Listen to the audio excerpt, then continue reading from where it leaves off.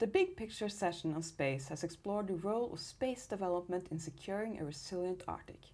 With me on Arctic Frontiers Offstage today to comment on this topic, I have Katsuhiko Takahasi, Ambassador Extraordinary and Plenipotentiary for Arctic Affairs in Japan, James Francis, Junior Research Fellow at the European Space Policy Institute and Secretariat on the European Interparliamentary Space Conference, and Maja-Stina Ekstedt, Executive VP of Sustainability, Public Relations and Communications at KSAT. Welcome to all of you. So let's start with talking about our main takeaways from this session. Katsuhiko, what made the biggest impression on you in this session? Yes, thank you very much for having me. And I'm in charge of Arctic, but not specialist on space. I follow the panel discussion with great interest. And I find a lot of commonality in the discussion on space and on Arctic.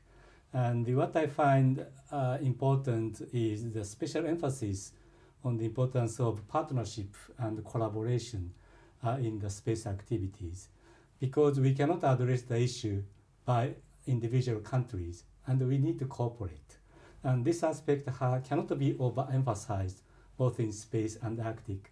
And I really think this commonality quite interesting, and I really find the session so interesting. Japan and other Asian countries have interest in Arctic as well. Where do you see your country in the whole space in the Arctic industry? Yes. Again, I think Japan is in a position to put special emphasis on partnership with European countries when it comes to the space activity related to Arctic. And Japan launched satellites to collect the data in the Arctic Ocean, and we share all the data in a transparent and accountable manner to all the partners in the Arctic. We have been doing it for a long time, and this type of approach is highly valued by European partners. Today, I'm happy to hear reference to Japan and JAXA in some of the presentation.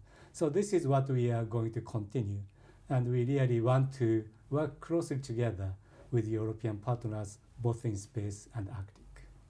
Partnership and collaboration, Maja-Stina, I talked to you a bit earlier about how countries are sort of building up their own nation in space, but at the same time they need to collaborate. Do you want to talk a bit more about how do you combine the country's own ambition with collaboration in space? And this is what is key going forward. And I mean, it has always been strong collaborating partnerships through the years within space, like was mentioned here with JAXA and together with ESA and NASA and NOAA. So this kind of partnership has always been there. But things are in a bit of a changing shift now with the tension internationally going on. So it makes us rethink, and it makes us we need to be even more focused on what capabilities are actually available in the different countries and who are the ones we actually can trust and rely on to collaborate with. And so I think the collaboration with bilateral agreements are really, really important. It's really important to collaborate in a way so make Europe strong and also collaborate with EU and within EU, of course, as well. But we need to see all of this is happening at the same time. The countries will need to build up their own capacities at the same time as Europe is building up capacity, at the same time as NATO is building up capacities. And how this is going to be balanced is not straightforward. But if we all think that this is the direction we need to go, that we need to have the collaboration and turn on, be sharper in which ways can we collaborate in an efficient way and a reliable way. It's creating us, maybe it's creating a stronger force to do that, because we have the needs of, or we need a sense of urgency in this. So we are living in interesting times, and I think what's going on with the climate changes and with the tensions globally, it's making us force even more to think about how we can create those collaboration even stronger. Maja-Stina talked about a sense of urgency, and James, I know that you have also mentioned previously the local communities in the Arctic when we are building up these industries here. How do you think we can combine like the sense of urgency we have in building up the space industry with the local communities living in these places where we are building up the industry? Yeah, well, I think first of all, it's no shock that right now the debate is shifting on space and on the Arctic as well. These were traditionally areas that were a lot more seen in the likes of research collaboration, and now they really, as you know, to pardon the pun, you know, it's melting away. They've become their own theaters of sort of geopolitical intrigue and of more, you know, developments in the realm of security, and that's going to be sort of something that drives the discussion forward. So inherently, these spheres are inherently linked. When it comes to local communities, it's going to be mainly sort of how infrastructure and the development of industries in the north will affect them. This can be through the development of ground stations, it can be through the growth and development of existing space infrastructure and spaceports like Andøya, or in Sweden in S-Range. These will inevitably impact, you know, local communities through the sense of what they are able to actually, if they're able to still conduct their own activities there, and also some of the risks that come with these kinds of infrastructures. And really what we have to do here is actually communicate better. There needs to be a very strong dialogue between these local communities, between national actors and at Europe. And something that particularly happens with space in the Arctic, I've noticed, you know, going to these different events, going to different sort of dialogues, is that we're a bit stuck in our own bubbles. We have what we call the space bubble, and I'm sure it exists as well for the Arctic. But you know, what really needs to be done is these dialogues need to grow. And the local aspect doesn't need to disappear. It just needs to be scaled up a bit into the eyes of Europe so that there can be better sort of engagement between both spheres, I think. So more communication? Oh, communication for sure. I mean, you know, it's one of the three realms of space. SATCOM is one of them. We just need to better communicate between each other. You mentioned Mirza's comment that space is nerdy. Yes, yes, that was brought up, I think, during the session, yeah. I think that is a particular comment. I think that it was a very astute one made by the minister, and I think moving forward, you know, we need to make sure we demystify a bit space. It needs to become a bit more of a topic that's more mainstream and a bit more understandable. The simplification of space as a topic will enable people, I think, to become more integrated and a lot more easily able to digest and take up this topic.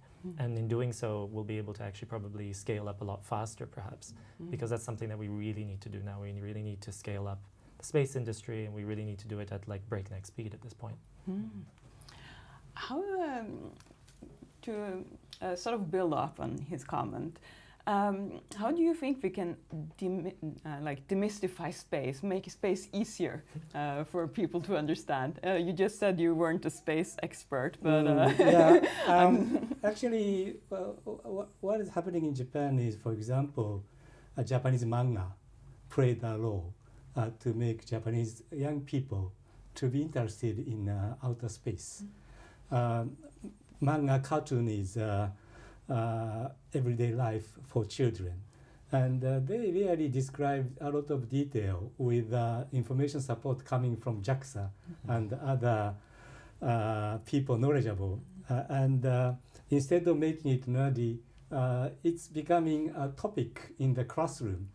Each children start to talk about it, and they start to understand better about the space. So by doing so, a lot of children want to be astronaut or engage in the space industry and so on. So I think this is the thing which I witnessed in Japan. Well, that's how we make space easier to understand. Manga cartoons, Yes. a perfect solution. So, Maja-Stina, why is it important to develop the space industry in the Arctic? Well, first of all, I would say that space industry needs the Arctic because of the location. I mean, the ground station up at Svalbard isn't there because it's a political decision. It's because it's the absolutely best place in the world to download data as often as possible from the satellites. And the same thing also with where you launch it. It's a really advantage to be up in the Arctic. So that's one aspect of it. But if we see for the use from satellite data or communication and navigation, of course, is there anywhere in the world where that is really, really important?